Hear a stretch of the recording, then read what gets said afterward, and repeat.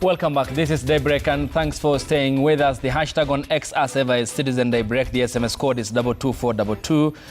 At Citizen TV Kenya and at Ayub Abdikadir. On my far right is Professor Noah Medamba, Defense and Foreign Policy Expert, Senior Associate at GLOSEPS, also recently appointed the Chairperson of the Moi University Council. Good morning, Prof. Good morning. Much appreciated. Yeah.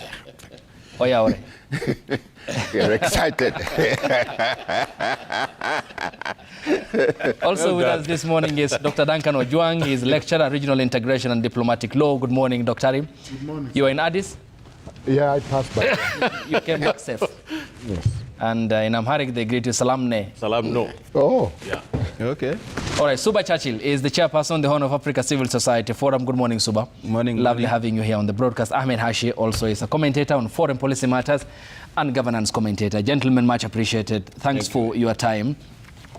Let's begin with the major event which yesterday happened and could be consequential. The front page of the Daily Nation has the event which happened at the KICC and says Kenya's credentials as regional arbiter and peacemaker could be eroded as one of the Sudanese fighting factions, the paramilitary Rapid Support Forces, the RSF, prepares to launch a parallel government in Nairobi on Friday. President William Ruto has previously rolled out the red carpet for the group's leader, General Mohamed Hamdan Dagalo, also known as Hemeti, angering the junta or the military faction in Khartoum. A picture of the president and Mr. Dagalo at State House in Nairobi last year in 2024. Coming to you first, Ahmed, as titled by the paper, is it accurate? Are we playing with fire? You know, Ayub, thanks for asking me this question. Good morning to you and to my fellow panelists and colleagues. There's this song by Les Wanyika, which, you know, when you run out of words, sometimes it's better to sing. And I remember my dad, when he was driving me to school, he used to sing this song, Matamshi yako rafiki, hayakunipendeza. You remember that song? Yeah. The president of this country, Mr. Ruto, is not playing with fire. He's creating a firestorm. He's dilly-dallying with people who are being taken to the International Criminal Court. He's dilly-dallying with a person whom has been roundly criticized for massive human rights abuse in Sudan. The head of the RCF is a criminal in the Sudan conflict. There's no question about that. In any mind that is to see what's happening in Sudan today. And that does not mean that people are supporting General Burhan.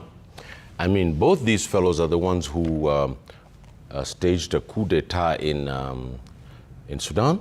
And it was unique because, you know, Mr. Burhan displaced his own prime minister, who was elected to be part of the political system to transition into civilian rule. And one morning, Mr. Burhan woke up and overthrew his prime minister. And then Mr. Burhan is the person who trained Mr. Hemeti. He's the one who, remember the Janjaweed? Yes. Where there was just thousands upon thousands of people who were killed. These men have their hands in a situation that is just the largest humanitarian crisis in the world. There's never been such a humanitarian crisis like the one in Sudan. Kenya, if I can finish up with this one. Kenya has brought people from Angola here. I think my senior, Mr. Noah Medamba, will remind you when the Angolan problem with Savimbi, the one from the DRC, our foreign affairs has brought people to Nairobi to bring them together.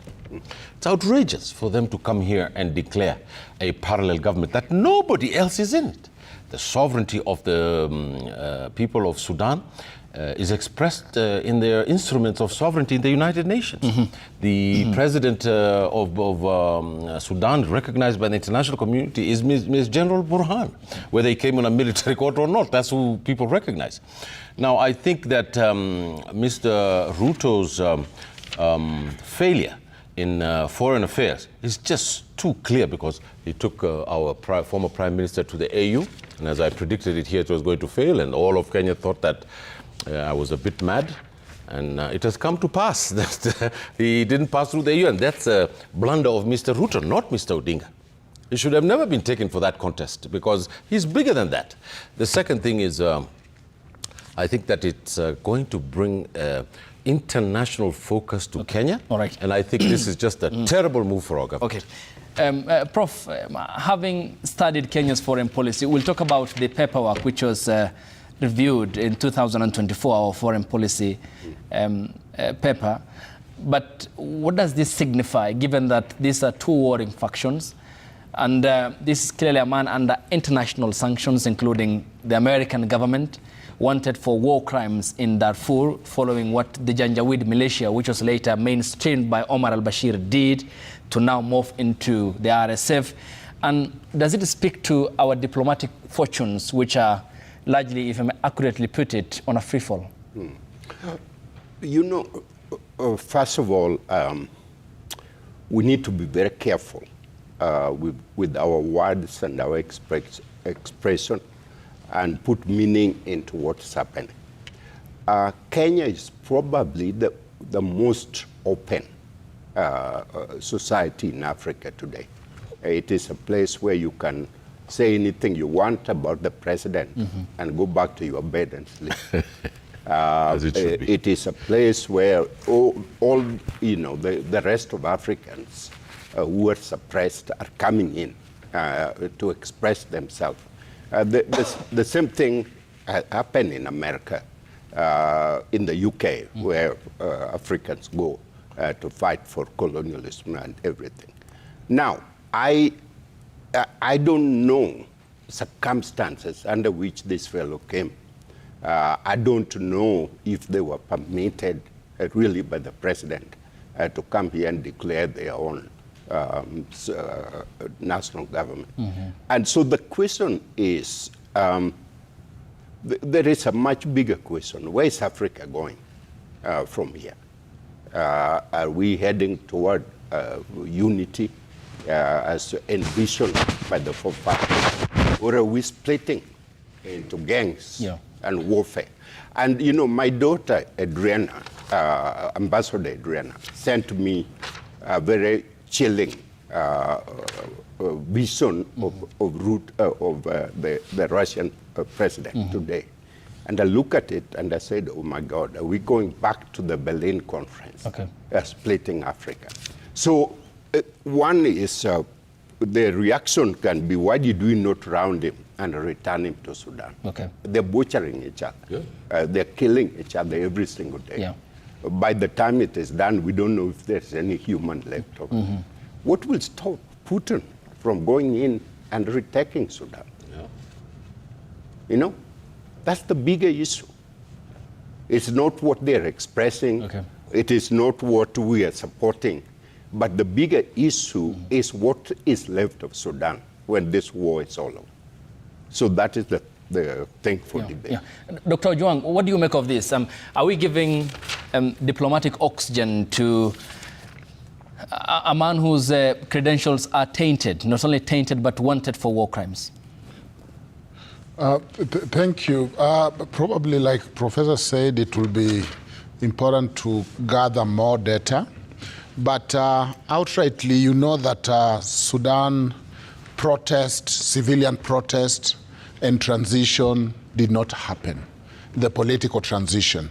Remember in about 2019, we saw the civilians overthrow, get to the street, and move al-Bashir. Then there was split of forces, and there was a talk of election that has never come. And so there is kind of stagnation in Sudan. As we are talking right now, there is no clear power. In fact, there is something worse than war, because you find that now it has come to almost all the generals, even within one faction, control a small, so you don't even know whom to talk to. And therefore the situation is bad. But within that, it easily become a terrorist cell, breeding cell.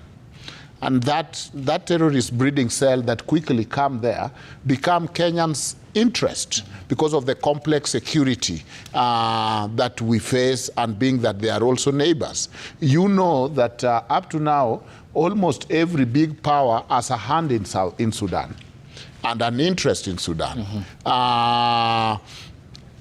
Everyone but the neighbors, everyone but the African countries have kind of stayed off. But from the Quad, from the Saudis, from Russia, from US, everyone.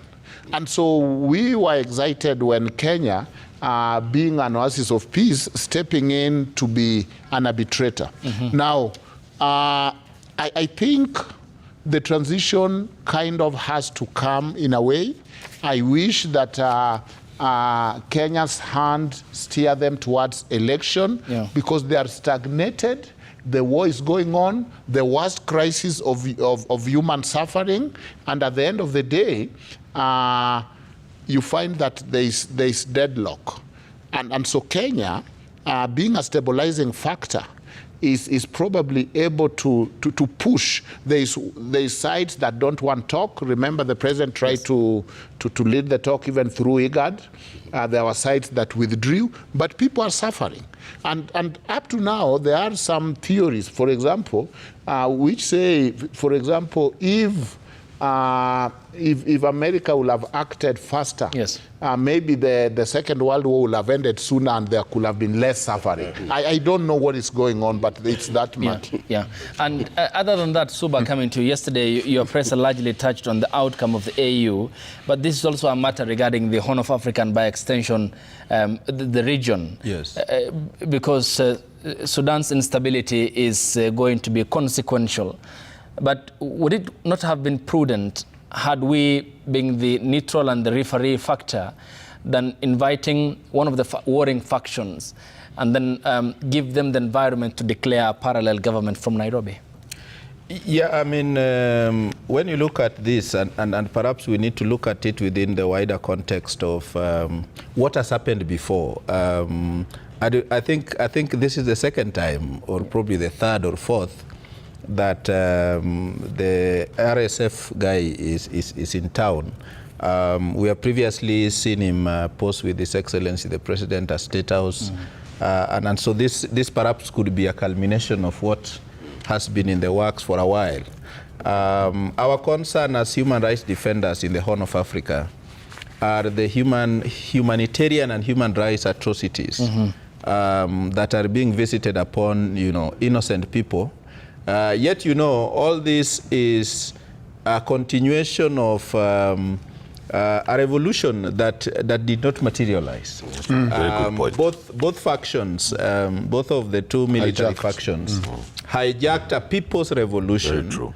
And have completely sidelined them. In fact, some of them, you remember the brave lady who, used to stand atop, platforms and mobilizing and so on. Nobody talks about her, and that is the tragedy of some of these things. But more importantly, the sheer number of Sudanese citizens who are, displaced. Our immediate former chairperson that I succeeded in the Horn of Africa Civil Society Forum, who passed on 23rd of January in the United States of America, is a citizen of Sudan. Yet, the guy's remains could not even be brought back home, so that the family, Al-Bakir, Al-Afif Mukhtar, passed away this year on January 23rd. And that is the basis on which, I was tapped to take over the leadership. And so these are human rights atrocities we have heard about from both sides of the divide.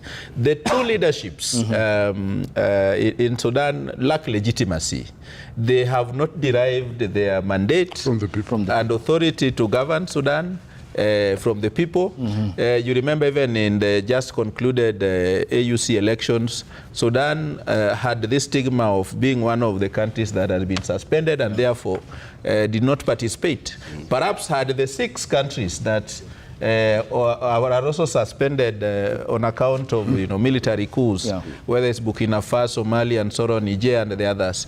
Perhaps the outcome of the elections would have been different, and so you can see some of the consequences already, unfolding even at the AU elections. So we are concerned that there is all this posturing, and the question perhaps we may want to ask is Kenya acting alone or on whose behalf? Okay. Because we may be seeing some of these things, yet, there are hidden hands that are trying to avert this. And many countries have been mentioned. I do not want to, mention countries on national television. All right. But we know that, there are many interests out there that could be behind some of these things that we see. And if one of the countries is the United States, for the second time, Washington has concluded that genocide has been carried out in Sudan, and basically to explain to our viewers what Janjaweed meant, which was before the morphing into RSF, basically the militia created by Omar al-Bashir, and which in English means, from Arabic translation, devils on horseback. which then Collins Powell, but now that you have mentioned America, you have seen how top it is on the priorities of the United States of America to resolve the crisis in Ukraine. Sudan does not feature at all. And that's where we'll be heading after the break. There seems to be a clear schedule on how America wants to sort out the crisis between. When we get back from the break, that's then how we go forward, because Sudan had received no fraction of attention from the world. You had seen Gaza, Israel, and Ukraine, Russia. We'll be talking about that, Prof, of course, and how to move forward then. And whether Kenya ought to have taken a stand on as a neutral player to then stabilize Sudan than hosting the faction here. The hashtag on X is Citizen Daybreak. The SMS code is 22422 at Citizen TV Kenya and at Ayub Abdikadir. When we get back from the break, the discussion continues here on the broadcast. Stay tuned.